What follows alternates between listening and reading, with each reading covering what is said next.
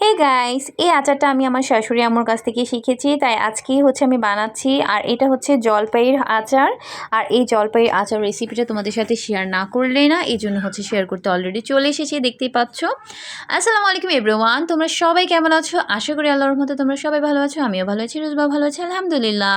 এরপর দেখতেই পাচ্ছ এখানে আমার হাতে জলপাই, আর এই জলপাইগুলো আমি সিদ্ধ করে রেখে দিয়েছিলাম ফ্রিজে, আর ফ্রিজে 2 দিন ছিল, আর এই জন্য একটু পানি জমে গিয়েছে একটু অসুস্থতার কারণে, সেই দিন আমি জলপাইগুলো বানাতে পারি নাই, তো আজকে বানাচ্ছি। এরপর এখানে পরিমাণ মতো আমি একটু সরিষার তেল নিয়ে নিয়েছি, আর দেখতেই পাচ্ছ শুকনো মরিচ দিয়ে দিয়েছি, আর এখানে একটু পরিমাণ 1 চিমটি পরিমাণ আমি সরিষা দিয়ে দিয়েছি, দেখতেই পাচ্ছ। এই পর্যায়ে আমি 1 কাপ পরিমাণের রসুন দিয়ে দিয়েছি, দেখতেই পাচ্ছ। আর এগুলো ছিল মেথি, অল্প পরিমাণ মেথি দিয়ে দিয়েছি আমার শাশুড়ি আম্মু, আর উনি আমাকে সাইড থেকে হেল্প করছিল। আর এই তো চুলার আঁচটা আস্তে আস্তে একটু মিডিয়াম লোতে রেখেছি, আর এই পর্যায়ে এরকম দেখাচ্ছিল। এরপর আমি একটু পরিমাণ দেখতেই পাচ্ছ ধনিয়া দিয়ে দিয়েছি আমার শাশুড়ি আম্মু। এরপর আমি এখানে এই বাটিটাতে সরিষা বাটা ছিল, তারপর গরম মশলা ছিল, আর জিরার গুঁড়ো ছিল, লবণ ছিল, এগুলোই সুন্দর করে একদম মিক্স করে নিচ্ছি, দেখতে পাচ্ছ। আর যেগুলো ছিল বাটিতে সেগুলো সুন্দর করে এখানে দিয়ে দিব। এই তো দেখতে পাচ্ছ দিয়ে দিচ্ছি ভালো করে, সবগুলো সুন্দর করে মিক্স করে। আর এখানে আম্মু দিয়ে দিয়েছে 2 কাপ ভিনেগার দিয়ে দিয়েছে আম্মু, দেখতেই পাচ্ছ। আর ভিনেগার দিলে আচারটা নষ্ট হয় না, দীর্ঘদিন রাখা যায়, বছরের পর বছর খাওয়া যায়, সেই জন্য ভিনেগারটা দিয়ে দিয়েছে, দেখতে পাচ্ছ। সুন্দর করে নাড়াচাড়া করে নিচ্ছি। আর এই পর্যায়ে হলুদের গুঁড়ো দিয়ে দিয়েছি, মরিচের গুঁড়ো দিয়ে দিচ্ছি। আর এখানে এখন মরিচের গুঁড়ো দিয়ে দিয়েছি 1 চামচ, আর হলুদের গুঁড়ো দিয়ে দিয়েছি 1 চামচের মতো। এরপর সুন্দর করে মিক্স করে নিচ্ছি। আর এখন আদা রসুন বাটা দিয়ে দিচ্ছি। আদা রসুন বাটা অবশ্যই দিতে হবে, তোমাদের মনে করে আদা রসুন বাটা দিবা, তাহলে অনেক সুন্দর একটা স্মেল আসে, ফ্লেভারটা অনেক বেশি ভালো লাগে।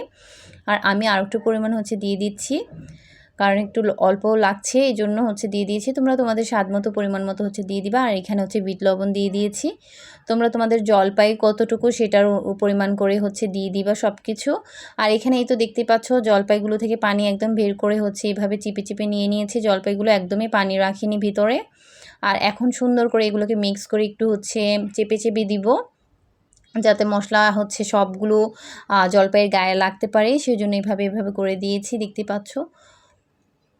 তারপর সুন্দর করে নাড়তে থাকতে হবে, যেন নিচে না লেগে যায় কিংবা পুড়ে যেন না যায়, সেই জন্য চুলার আঁচটা মিডিয়াম লোতে রেখেই অনেক ভালো করে নাড়াচাড়া করতে হবে, এভাবে জাল করে রাখবে। এরপরে আমি একটু চিনি দিয়ে দিয়েছি, দেখতে পাচ্ছ।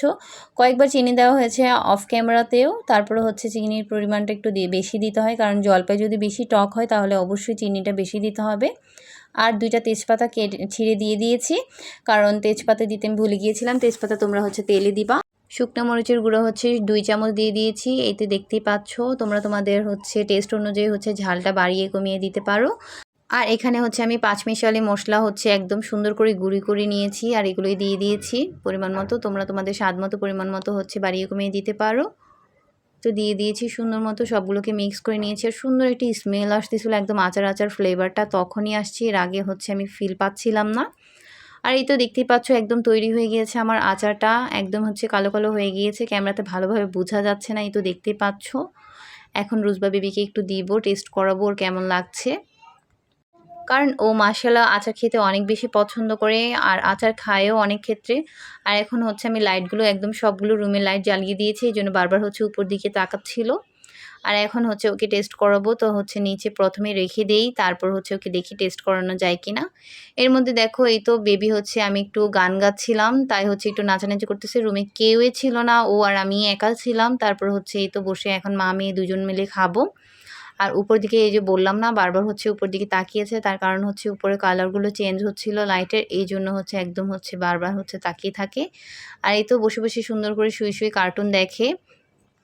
রিসেন্টলি আমি okay baby Shark do do do এরকম কার্টুনগুলো দিয়ে থাকি, এগুলো দেখলে ওর বেশি ভালো লাগে। আর ওইগুলো যখন দেখে আমি এদিক দিয়ে কাজগুলো এই ফাঁকে করে ফেলি, দেখতেই পাচ্ছ। কয়েকবার মাশাল্লাহ খেয়েছে আচার, আর খুবই ভালো লাগছিল ওর কাছে। এভাবে আমি একটু একটু করে ওর মুখে আচার দিয়েছি, আর আমি একটু একটু করে খেয়ে নিচ্ছি। খুবই মজা ছিল আচারটা, তোমরা বাসায় চাইলে ট্রাই করতে পারো।